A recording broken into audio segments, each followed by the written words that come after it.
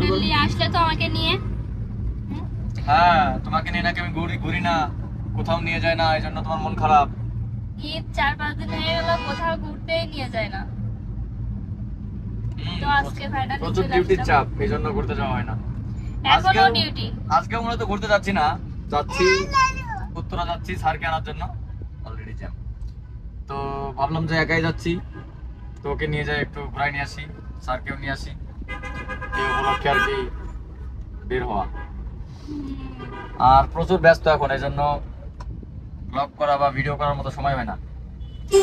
ব্যস্ততার মধ্যেও দেখি করতে হবে। সময় বের করতে হবে, সময় বের করে ভিডিও করতে হবে। দর্শকদের সাথে আসলে অডিয়েন্সের সাথে কোনো যোগাযোগ থাকতেছে না, এটা খুব খারাপ হচ্ছে। হ্যাঁ, এত ডিউটি করলে কি আর ব্লগ করা যায়?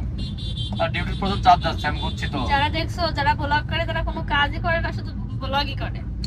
হ্যাঁ, ওইটাই তো পেশা ওদের, কিন্তু আমার তো পেশা ওটা না, আমি তো জব করি, আমার অফিসটা আগে, তারপরে হলো পাশাপাশি আমি ভিডিও করি। অতএব ওদের মতো তো পারবো না। আর ওরা কাজই শুধু ওই ভিডিও করাই কাজ, ওরা তো কোনো চাকরি বাকরি করে না, এই জন্য যারা প্রফেশনাল ব্লগার তারা ওটাই করে। তুমি কোথায় যাচ্ছ? নানি বাড়ি যাচ্ছি। তুমি নানু বাড়ি যাচ্ছ না?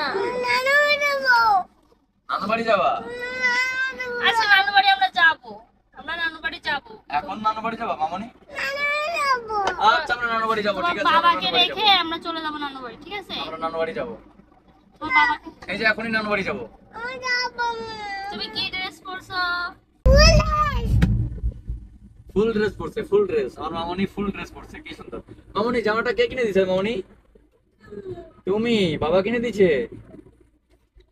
কয়টা জামা দিছে বাবা ঈদে? দুটো জামা? দুইটা জামা? দুইটা। দুইটা জামা দিছে বাবা না? হ্যাঁ, দুইটা জামা দিছে বাবা। আর তোমার আম্মুকে কয়টা জামা দিছে? সব জামা দিছে। 5টা। আর বাবা কয়টা নিছে? বাবা একটাও নেয়নি, বাবা একটা জামাও নেয়নি, দেখছো? সবগুলো শুধু তোমাকে আর তোমার আম্মুকে দিছে।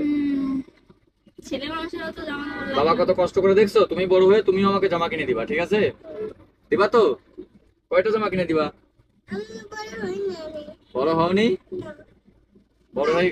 বড় হয়ে কিনে দিবা।